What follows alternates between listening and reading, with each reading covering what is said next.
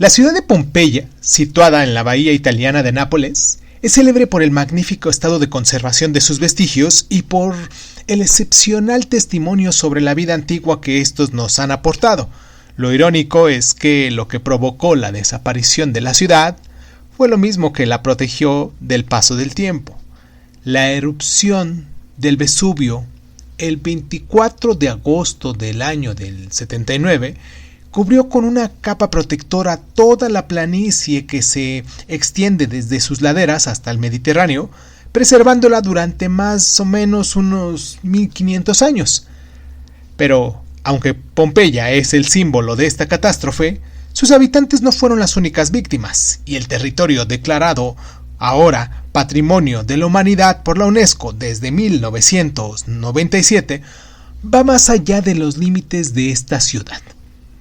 Aunque en realidad las ciudades que quedaron sepultadas bajo dos flujos piroclásicos en la región de la Campania fueron 5, lo que es Herculiano, ciudad marítima de unos 5.000 habitantes y que es la que se encuentra más al norte, Oprontis, que es una ciudad ballenera, o bueno, fue, Pompeya, que fue la más importante, con unos 20.000 habitantes, Bosco Reale y finalmente al sur el pequeño puerto de Estavia, donde Plinio el Viejo fallece el 25 de agosto del año 79.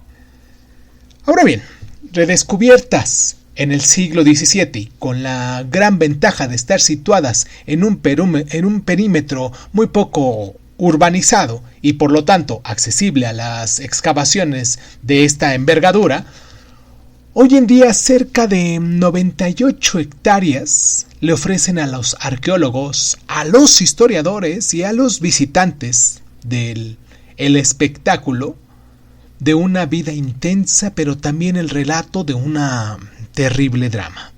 Hoy aquí en Crónicas Lunares vamos a hablar de Pompeya y la erupción del Vesubio. Yo soy Irving Sun y sin más ni más, comenzamos. Cierra los ojos. Si escuchas que alguien se acerca, no temas. Todo estará bien.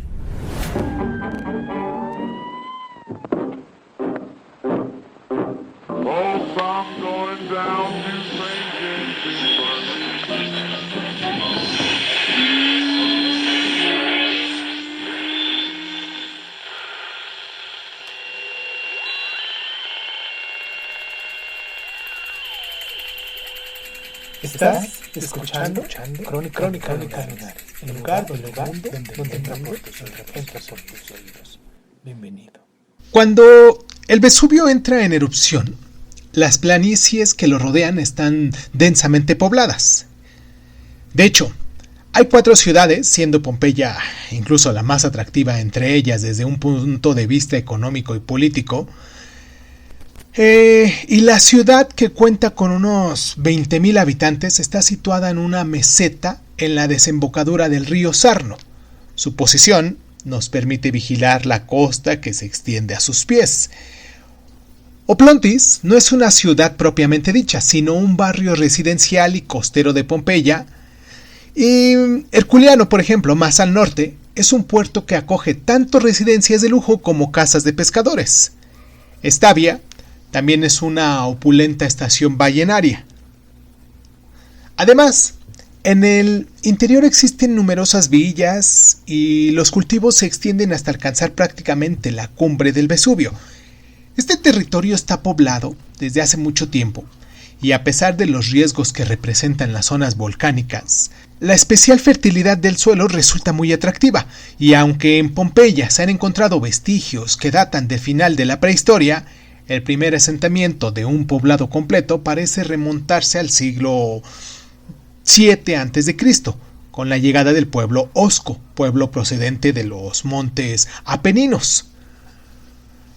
Pompeya se encontraba primero bajo la influencia griega y después, a continuación, pasó a manos de los etruscos, que se hacen con el sur de Italia desde la Toscana a lo largo del siglo VI a.C., fundando a su paso numerosas ciudades, como muchos de nosotros ya sabemos.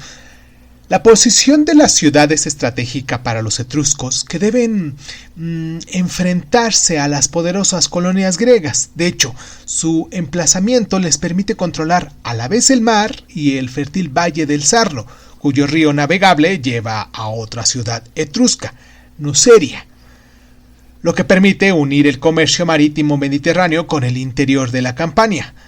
Así pues, parece que los etruscos reunieron a las poblaciones locales en ciudades organizadas, pero en el siglo V a.C., los griegos que logran la victoria naval de Cumes y después los samnitas que llegan a la Campania desde los Apeninos ponen a la civilización etrusca en peligro. Los samnitas toman Pompeya. La ciudad crece, se rodea de fortificaciones más importantes y el campo se divide en explotaciones agrícolas. Pero no se queda ahí. Los romanos, cuyo poder empiezan a extenderse más allá del Lacio, región de Italia central, se convierten en unos temibles adversarios. Y durante la Segunda Guerra entre romanos y samnitas, a finales del siglo IV a.C., estos últimos se ven obligados a entregarle a sus enemigos el control de Campania. Entonces, la Pompeya samnita se convierte en aliada de Roma, manteniéndose como tal durante la Segunda Guerra Púnica, que la enfrenta el cartaginés Aníbal.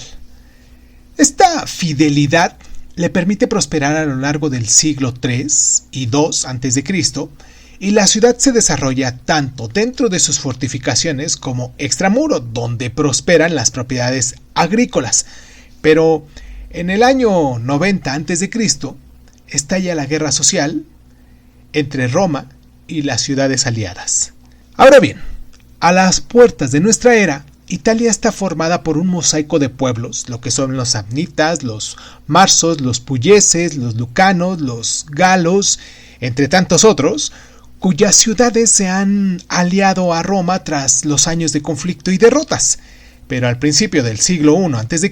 las tensiones se multiplicaron. De hecho, Roma utiliza la fuerza armada que los aliados le proporcionan para conquistar nuevos territorios, pero siempre les considera vasallos y no dudan en inmiscuirse en la vida política y económica.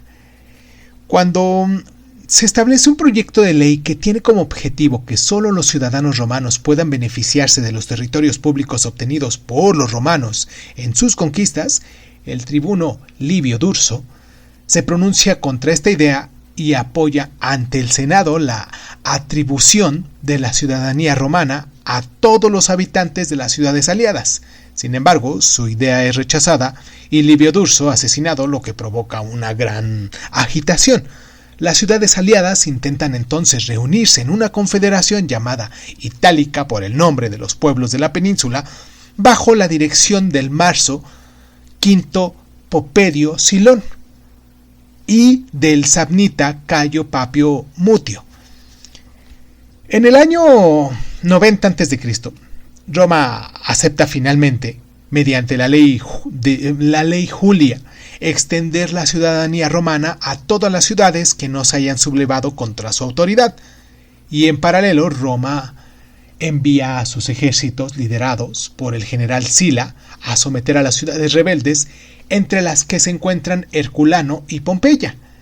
La primera se convierte en un municipio, lo que es la ciudad con gobierno autónomo y a menudo a imitación de las instituciones romanas con un derecho de ciudadanía reducido, mientras que la segunda es proclamada colonia romana en el año 80 a.C.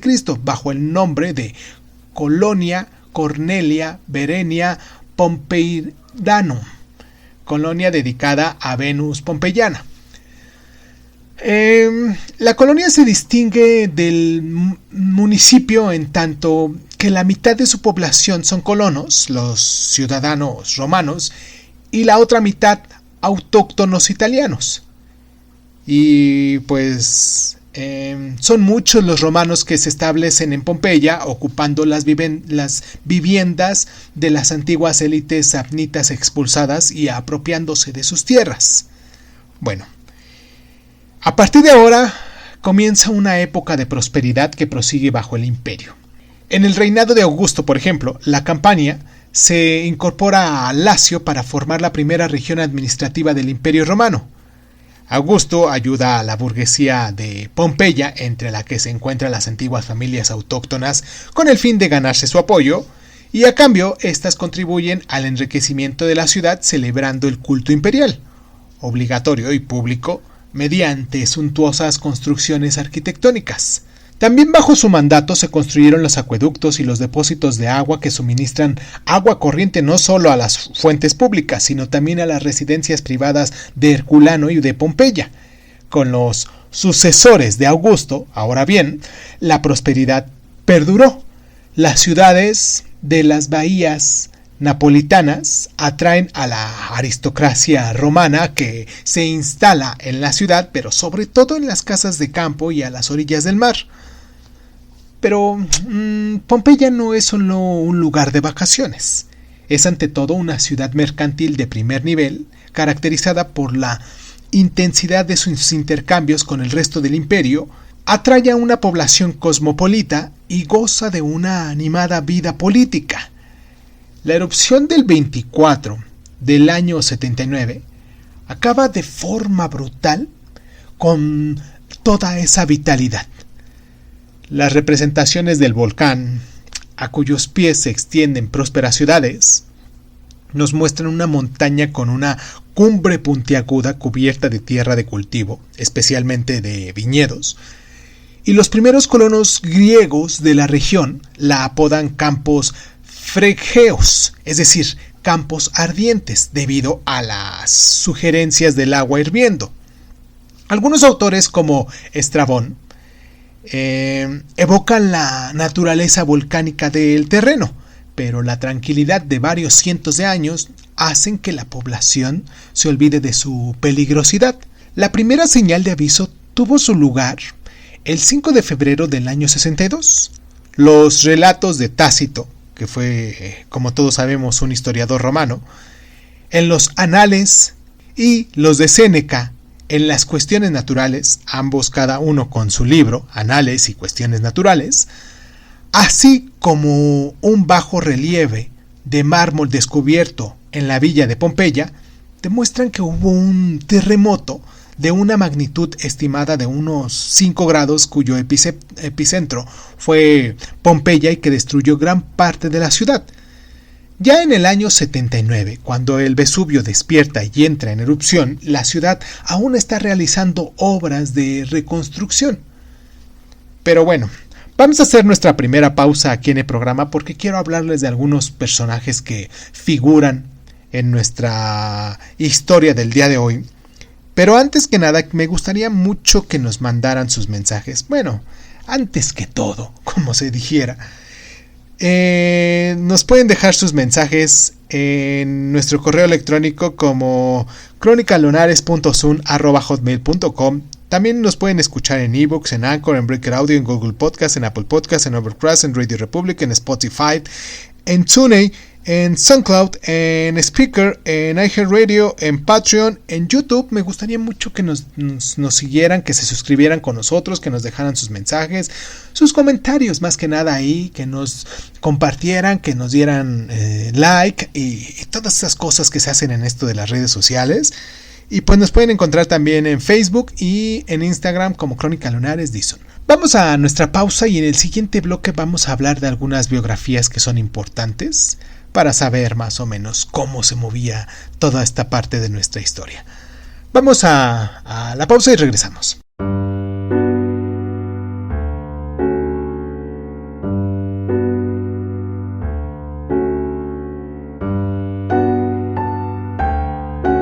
Plinio el Viejo nace en el año 23, probablemente en Como, y es un escritor latino nacido en una familia acomodada de orden ecuestre. Realizó sus estudios en la Escuela Retórica de Roma para después convertirse en oficial de caballería en Germania en el año 47, entre lo que fueron el año 47 y el 57, aunque irrumpió su carrera militar bajo el reinado de Nerón, época en la que reside principalmente en Roma. Su sucesor de Nerón, lo que fue Vespasiano, le nombra procurador de Galia Narbonense, lo que es la provincia romana al sur de la Galia y también de Hispania, y emprende un viaje al norte de África.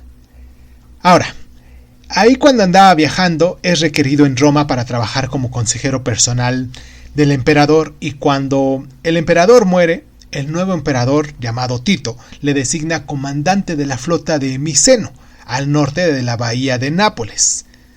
Es testigo de la erupción del Vesubio en el año 79, sube a un navío para observar más de cerca y para prestarle ayuda a sus amigos de Estavia, donde pues murió asfixiado.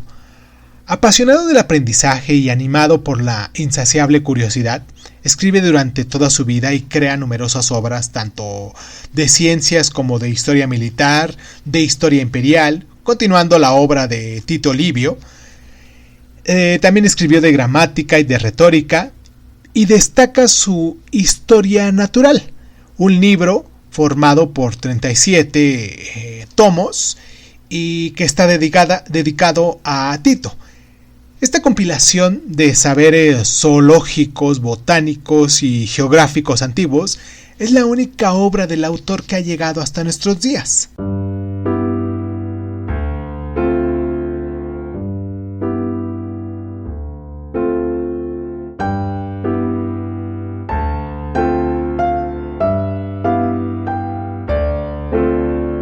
Nacido en el año 61 en Como, Plinio el Joven es huérfano de padre y es criado por sus tutores, primero por Lucio Verinio Rufo, vencedor del levantamiento de la provincia romana de Lión. También fue senador, gobernador de la Galia Cisalpia y después cónsul romano bajo el mandato del emperador Nerva, y después por Plinio el Viejo, lo que fue su tío, que la adopta por testamento. Estudió en Roma y cabe destacar que recibe enseñanzas del célebre retórico Quintiliano, se convierte en un reputado abogado y sigue el tradicional cursus honorum para acceder a la función de senador, y ya en el año 111, Trajano, emperador romano, le nombra legado imperial de Viticia. Su correspondencia con sus amigos eruditos, pero también con el emperador Trajano, presentan una obra literal magistral y un valioso testimonio de vida y de pensamiento de su siglo. En sus cartas con su amigo Tácito, relata la muerte de su tío durante la erupción de Vesubio, lo que ofrece una descripción única de todo ese acontecimiento. Plinio el Joven muere en el año 113.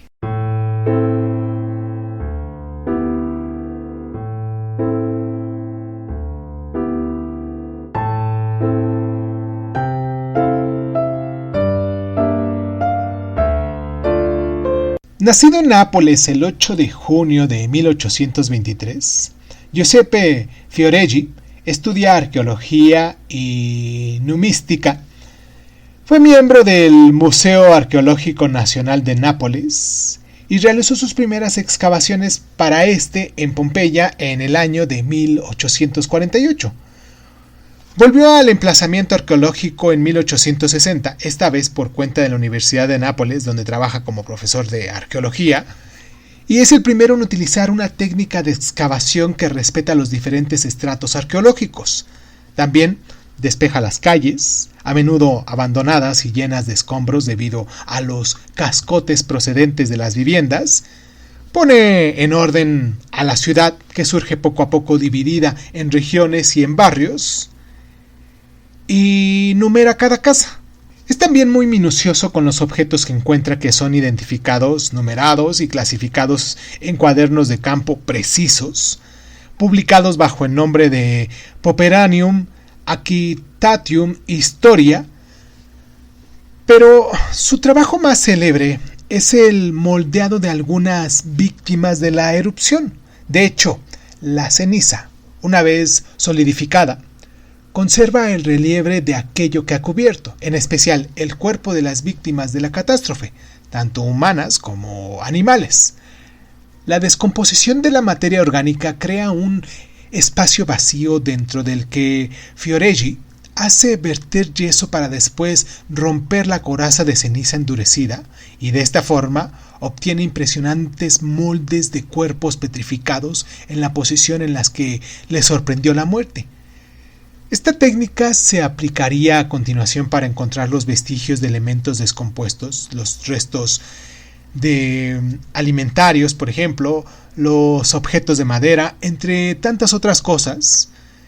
Y bueno, ya para finalizar nuestro bloque, es nombrado director del Museo Nacional de Nápoles y posteriormente de las Antigüedades Nacionales Italianas en 1875.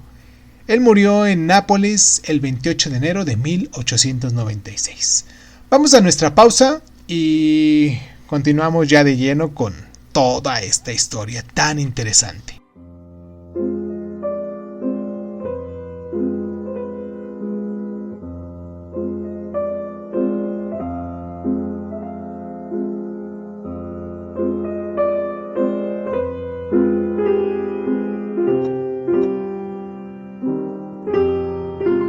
...24 de agosto del año 79... el 9º día antes de las calendas de septiembre... mi madre le indicó la aparición de una nube de inusitada grandeza y forma. Aparecía una nube y los que miraban desde lejos no sabían desde qué montaña salía, pero después se supo que se trataba del Vesubio. Era blanca como sucia y manchada, según llevara tierra o ceniza. Hizo preparar una nave libúrnica. Cuanto más se aproximaba, la ceniza caía en las naves cada vez más caliente y más densa, y también pedruscos y piedras ennegrecidas, quemadas y rajadas por el fuego. Mientras tanto en el Vesubio relucían en diversos lugares anchísimas llamas y elevados incendios cuyo fulgor y cuya claridad se destacaba entre las tinieblas de la noche. Hacía muchos días que había sufrido un terremoto no muy alarmante, ya que es algo muy frecuente en Campania, pero aquella noche fue tan fuerte que parecía que todo más que moverse se venía abajo. La playa se había ensanchado y muchos animales marinos habían quedado en seco sobre la arena. Por otro lado, una negra y horrible nube, rasgada por torcidas y vibrantes sacudidas de fuego, se abrían en largas grietas de fuego que semejaban relámpagos, pero eran aún mayores. Cuando aclaró un poco más, nos pareció que no amanecía, sino que el fuego se iba aproximando. Estos extractos de las cartas de Plinio el Joven a su amigo Tácito nos relatan el drama que sacude en la campaña del mes de agosto del 79.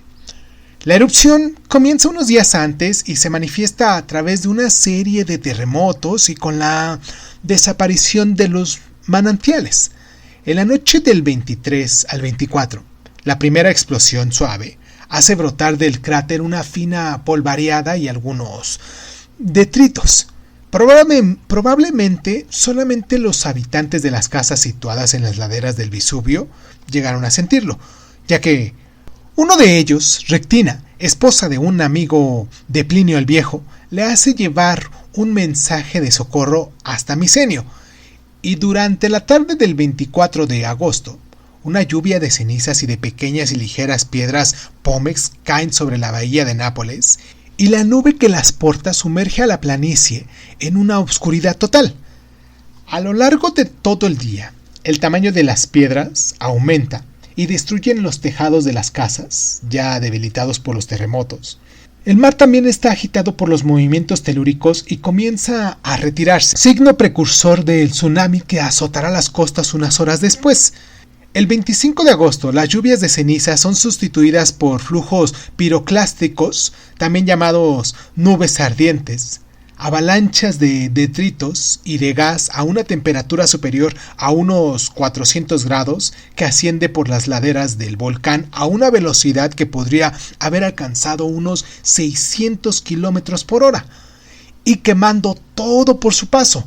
Pompeya es sepultada primero, seguida por Herculiano, también cubierta por la colada detrítica empujada por una avalancha de magma procedente del cráter derrumbado.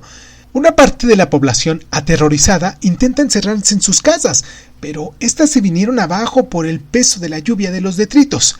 Los pompeyanos que se quedan en las calles se asfixian por culpa de los gases volcánicos y la ceniza se endurece alrededor de sus cuerpos, y otros que intentan huir por el mar mueren debido al tsunami, y con todo, muchos logran escapar de la catástrofe alejándose de las ciudades a pie o ya sea en carro. En 2 días, el Vesubio causa una considerable número de víctimas. En Pompeya se calcula que el 10% de la población, alrededor de unas 2.000 personas, sobre una población total de unos 20.000 habitantes, y en la región se cuenta en total con entre unos 10.000 y 20.000 muertos. El paisaje, como bien se notaría, es apocalíptico. Pero el estupor duró poco y enseguida regresan a la ciudad de Pompeya, ya que solo está cubierta por entre 2 o 3 metros de detritos volcánicos contra una veintena de Herculiano, tanto los habitantes que habían huido como saqueadores, que buscan tesoros abandonados en las casas destruidas, pero el emperador Tito manda vigilar los escombros y la gente deja de interesarse progresivamente por este campo de ruinas en las que los cultivos recuperan sus derechos. Paradójicamente, el lugar lleva el impreciso nombre de Civita, la ciudad, desde su redescubrimiento y su identificación en el siglo XVIII. Hasta finales del siglo XVI, las ciudades sepultadas se cubren de viñedos y de cultivos, y entre 1592 y 1600, durante la construcción de un canal sobre el río Sarno, dirigida por el arquitecto italiano Domenico Fontana, se encuentran pinturas, monedas e inscripciones, pero el ingeniero vuelve a sepultarlas. Probablemente a lo largo de los siglos habrían aparecido vestigios cuando se formaron pozos y se labraron campos, pero fueron hallazgos dispersos y sin atractivo para las gentes de la época. En el siglo XVIII, sin embargo, bajo el reinado de Carlos VII, rey de Nápoles, la arqueología y sobre todo el descubrimiento de objetos de arte antiguos comienzan a ganar cierto prestigio, y fue cuando se oye hablar de los descubrimientos realizados en Herculano en el año de 1738. El soberano inició una primera campaña de excavaciones liderada por el ingeniero Roque Joaquín de Alcubierre. Ya en el año de 1748 le toca el turno al emplazamiento de Pompeya, que es excavado por el abad Martorelli, y en 1763 la ciudad es identificada. Las excavaciones se realizan de forma desordenada porque su objetivo es la colección de obras de arte, no el estudio de la civilización antigua. Y así como es casi todos los lugares, cuando recién se descubre algo, todo lo que parece no tener valor estético es destruido y el emplazamiento es terraplenado cuando ya se ha explorado. Estas prácticas, que son denunciadas por el que se considera el primer historiador de arte especialista en la antigüedad, Johann Joachim Wilkenham, hacen que ambos emplazamientos se hagan famosos, atrayendo a invitados de prestigio. Este entusiasmo se mantiene durante la dominación napoleónica, animado por Joaquín Marat, lo que fue el mariscal de Francia y rey de Nápoles, y su esposa Carolina Bonaparte. Tras un periodo más tranquilo, que sigue la caída de los príncipes franceses y el inicio del periodo de la unificación italiana, y el breve pasaje de Alejandro Dumas, nombrado por Giuseppe Garibaldi como superintendente de las excavaciones, el rey Víctor Manuel II de Italia le confía la dirección del emplazamiento al arqueólogo Giuseppe Fiorelli, y a partir de ahora sí bien, las excavaciones tienen un carácter científico. Ya en 1875 su sucesor, Michel Ruggiero, emprende las primeras restauraciones de esta envergadura y la consolidación de los frescos. La pasión y la intensidad de las excavaciones y las restauraciones no cesaron en todo ese siglo XX, y bajo el impulso, esta vez por Vittorio Spinazzola, y de Amadeo Maiuri. El emplazamiento que reagrupa a la vez las ciudades de Herculiano, de Pompeya y de la actual torre de Annunziata, cerca del emplazamiento de Estavia, es declarado Patrimonio Mundial de la Humanidad por la UNESCO en el año de 1997. Ahora bien, varias décadas después, el problema deja de residir en las excavaciones y pasa a la conservación de un patrimonio que es protegido durante más de 1700 años y empieza a deteriorarse muy rápidamente. Pero a los vestigios hallados no siempre les ha sonreído la suerte. De hecho, el descubrimiento enfrenta a las ruinas a alteraciones provocadas por el contacto con el aire, la sequedad, la humedad, la luz y sobre todo el público. Y aunque los objetos puedan estar protegidos por medidas específicas de conservación, estas son difíciles de poner en marcha cuando se trata de monumentos, y los emplazamientos arqueológicos del Vesubio no se han librado de esta problemática.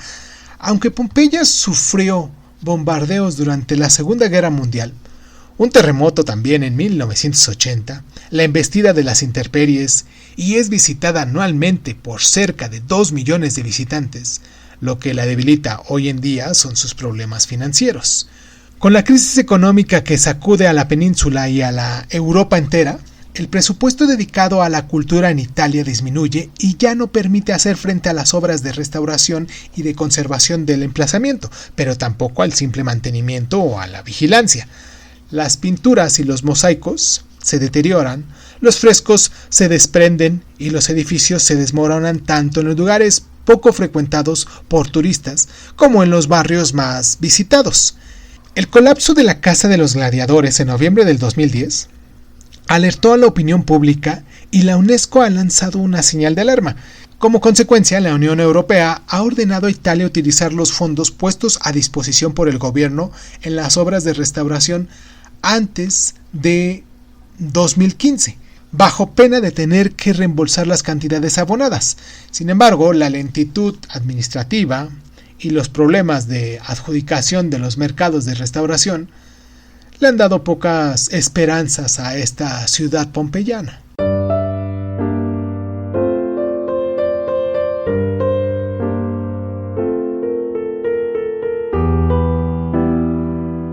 La actual negligencia que sufren las ciudades antiguas del Golfo de Nápoles compromete un patrimonio de valor inestimable.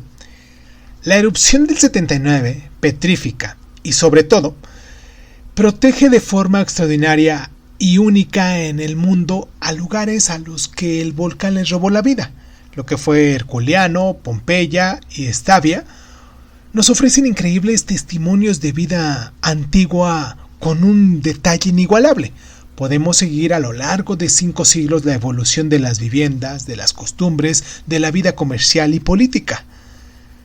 Las excavaciones han logrado desvelar las diferentes épocas que atraviesan las residencias de Pompeya, y los restos más antiguos revelan viviendas organizadas en bloques dentro de un planteamiento urbanístico poco organizado en un recinto de fortificaciones de toba volcánica, una roca de origen volcánico local.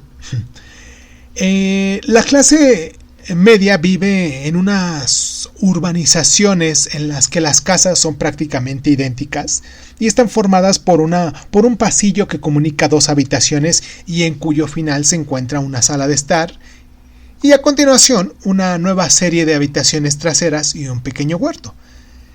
En la época samnita, las élites poseían casas con un atrio. Las salas de estar era un recibidor caracterizado por una apertura central que desembocaba en un estanque.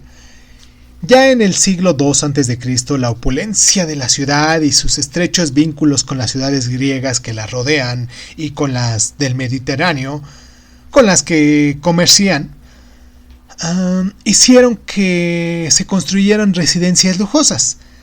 Las casas con doble atrium, uno privado y otro de recepción, se multiplicaron, El jardín utilitario se convierte en un jardín de recreo transformado en peristilo, que significa rodeado de columnas y techados que dan sombra, y bajo la influencia helenística, visible también en la decoración.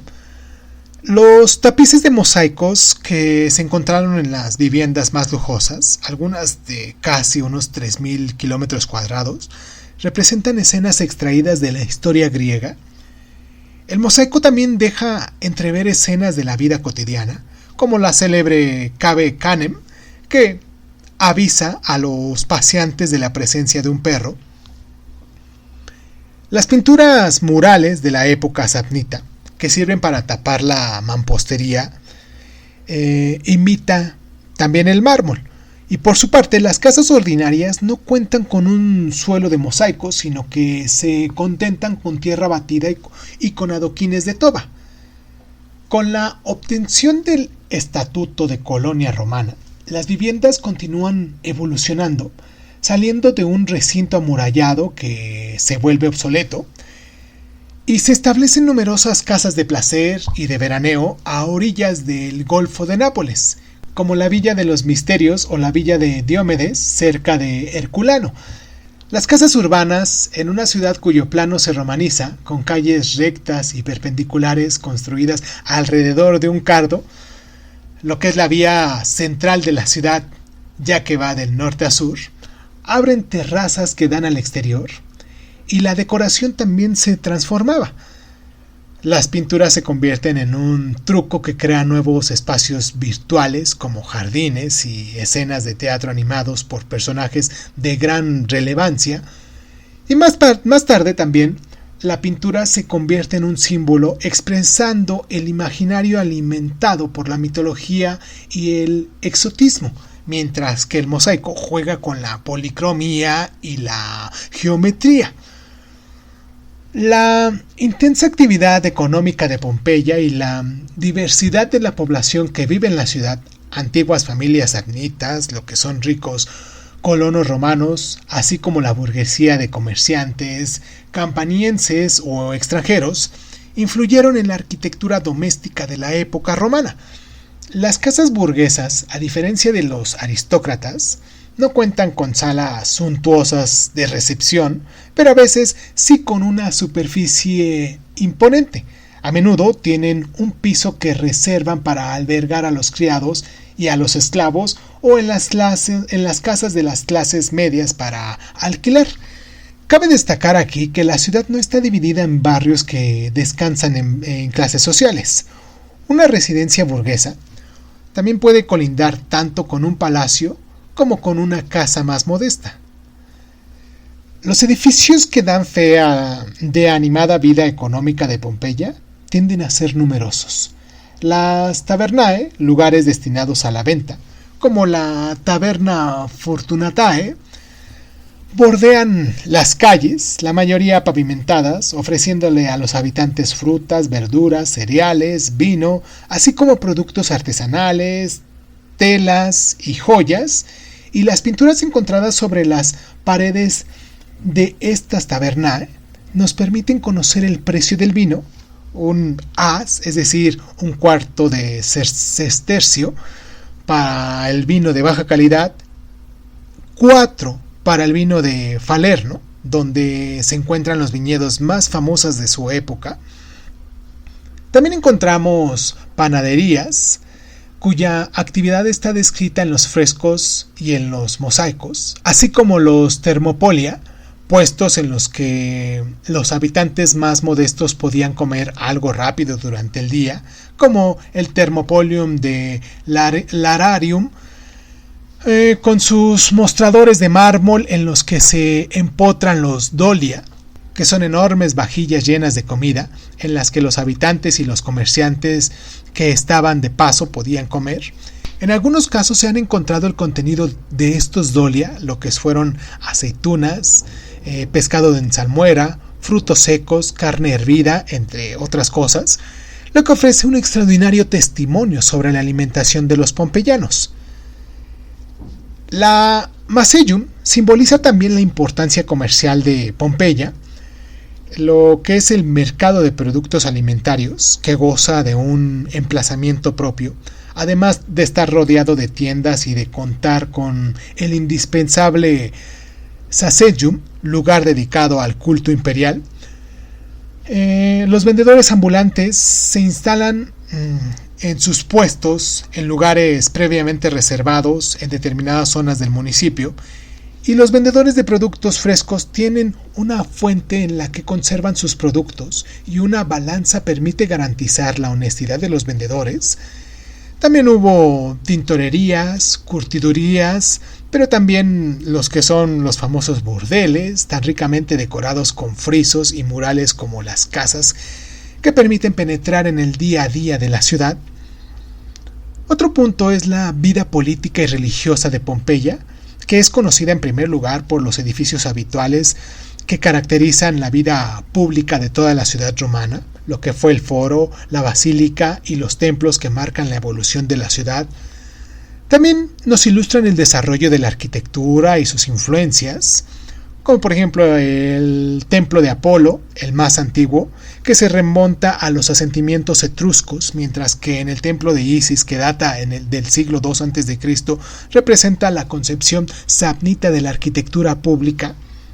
El templo de Júpiter, aproximadamente en la misma época, que es transformado en Capitolio con la colonización romana de la ciudad, mostrando así la adaptación y la reutilización de los edificios en función de las sucesivas influencias.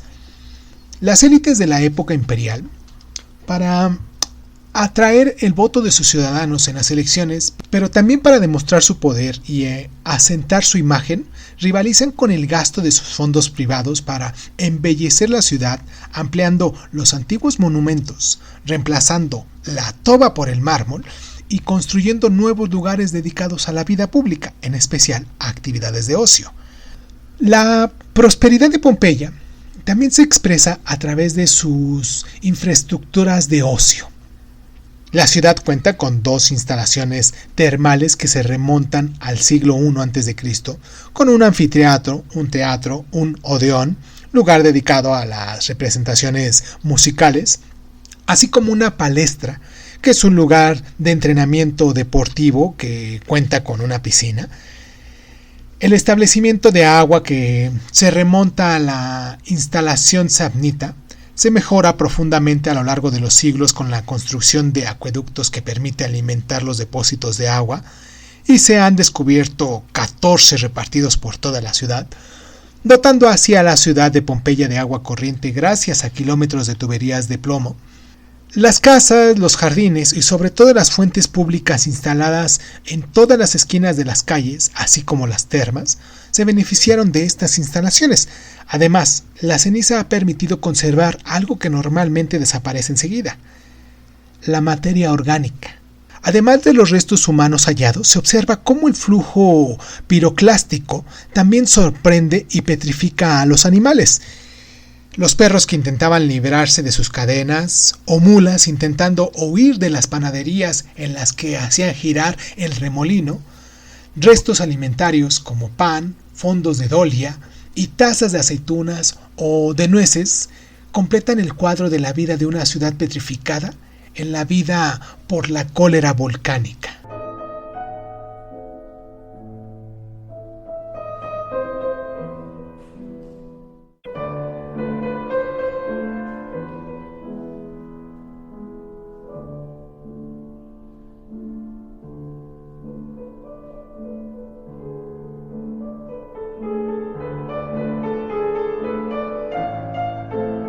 ¿Sabías que la riqueza de los hallazgos pompeyanos se debe también a los descubrimientos extraños y cuya cantidad resulta muy valiosa? De hecho, debido al estado de conservación de los edificios y de las paredes, se han encontrado multitudes de pinturas humorísticas, violentas, espontáneas y poéticas, pero también a veces vulgares. Así se ha podido identificar muchos edificios gracias a las inscripciones grabadas en ellos. También ofrecen información sobre el precio de los alimentos, del vino y de las entradas a las termas. Aún se encuentran inscripciones realizadas durante las elecciones, pero también injurias dejadas por particulares, más allá de simples frases escritas sobre el mármol. Las pinturas de Pompeya son símbolos del extraordinario soplo de vida del que goza la ciudad.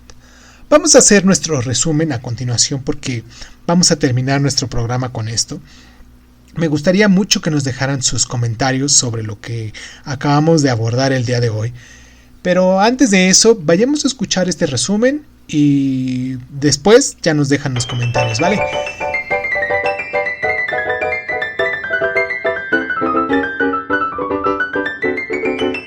La ciudad de Pompeya fue fundada en el siglo VI a.C., en el Golfo de Nápoles, cerca del Vesubio.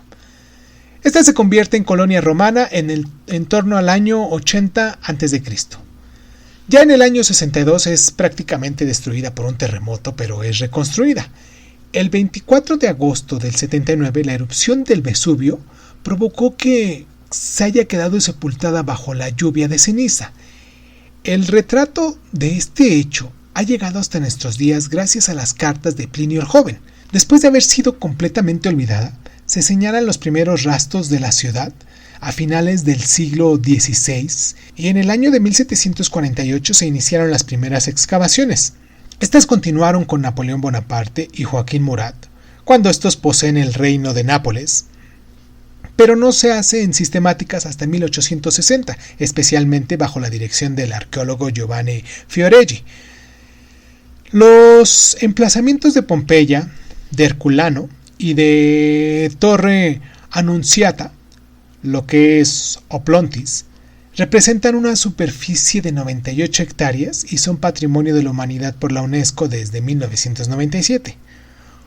Hoy en día se encuentran amenazados debido a la falta de mantenimiento resultante de una mala gestión de los fondos del proyecto, como bien sabemos. Eso de estarse llevando dinero que no corresponde o utilizándolo para otras cosas que no son las que están destinados.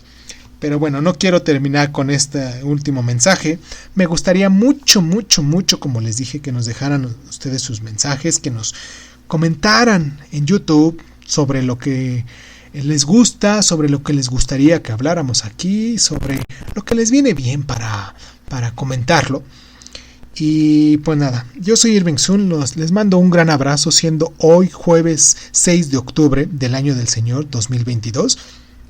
Y pues muchísimas gracias, yo soy Irving Sun, como les digo, esto es Crónica Lunares y muchísimas gracias por estar.